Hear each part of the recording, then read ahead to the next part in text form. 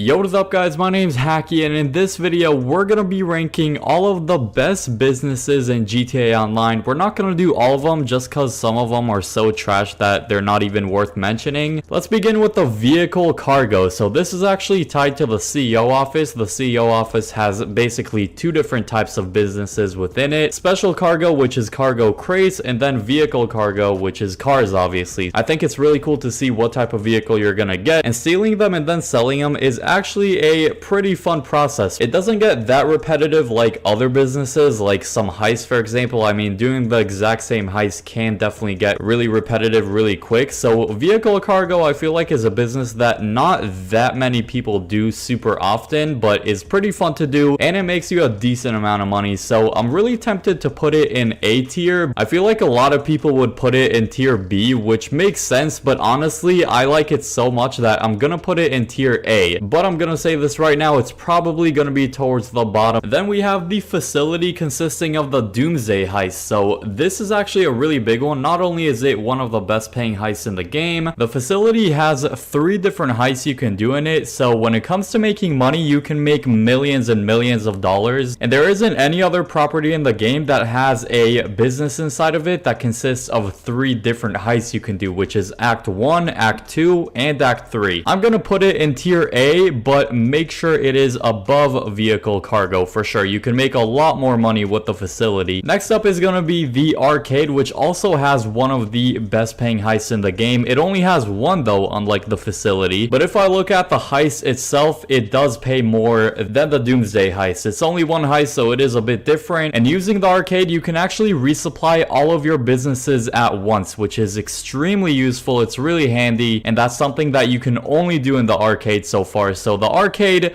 definitely a very good business inside of it. The Diamond Casino heist, that's gonna go above the facility and vehicle cargo, also in tier A. I'm actually kind of tempted to put it in tier S just because you can actually get passive income with it as well through the arcade safe, which is inside of the computer room. It generates a certain amount of money every in-game day, so it's basically free money you can get while you're playing the game. I believe it has a cap of $250,000, so once it reaches that, you have to go and collect it, and then it'll just keep generating money. So I'm gonna move it up to tier S. The Nightclub is also such a good money making property. When it comes to passive income, it actually has better passive income than the arcade for sure, because it generates up to $50,000 every in-game day. That is so much. It generates way more money in passive income than the arcade, but it doesn't have any big heist to it. So passive income wise, it's definitely much better than the arcade, but it doesn't have a heist like that. Therefore I'm gonna put it in tier A,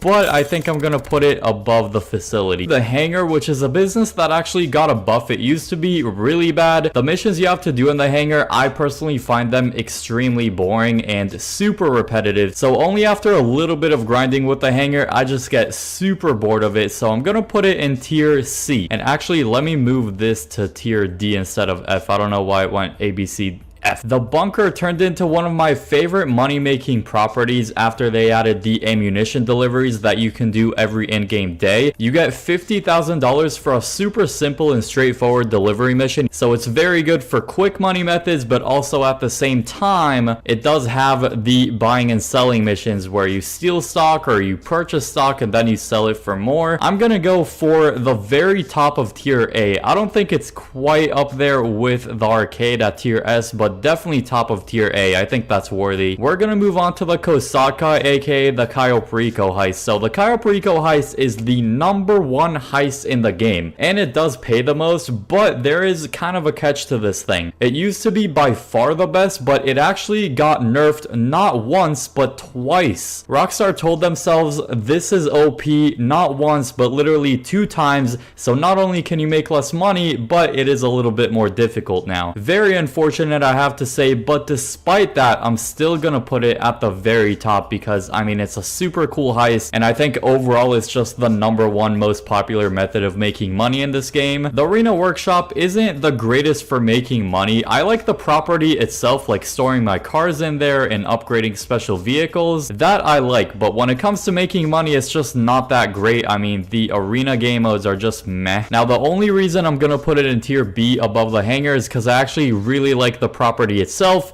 but money making wise, just know it's not great. Then we have the CEO office, which is connected to the vehicle cargo. I mean, vehicle cargo is through the CEO. So what I'm gonna do with this one, I'm gonna put both the special cargo and the vehicle cargo into one. Therefore, I'm gonna put it in tier A above vehicle cargo, since it's basically two businesses in one property. Plus, the CEO offices have the coolest garages in my opinion. It has 3 20-car garages and they look super cool. So I did see this was a little outdated, so I did add 2 more businesses that we're gonna go over. The first one being the agency, consisting of the contract heist, security contracts, and payphone hits. So it's a really good property for money making. It also has passive income like the arcade and also the nightclub, but it isn't as good. It's still nice to have passive income. Therefore, I'm gonna give it the bottom of tier S. I just think it has such a big variety of money making strategy and just different missions you can do that it's so good for that. You can fast travel from the property. You can request to exit via helicopter, so that's really convenient. You can fly wherever. Then we have the newest property so far. We have the Freak Shop. This one consists of the Brickade 6x6. Inside of that is the Acid Lab and also the DAX missions. I really like this property. I don't think the Acid Lab is crazy, but I definitely like the DAX missions, especially if you do them the first time. You get such a big bonus. I'm gonna put it, let's say, in the middle of tier A. And then all these other ones I'm just gonna put at the bottom. I mean, document forgery, meth lab. Actually, the coke lab isn't too bad, so I'm gonna put it along with the hangar. But besides that, these are just pretty bad. Let me know what other business related videos you want me to do. Drop a like and subscribe if you're new with the bell on so you don't miss any more awesome GTA content. Now click the video on screen now for the best starter businesses in GTA Online.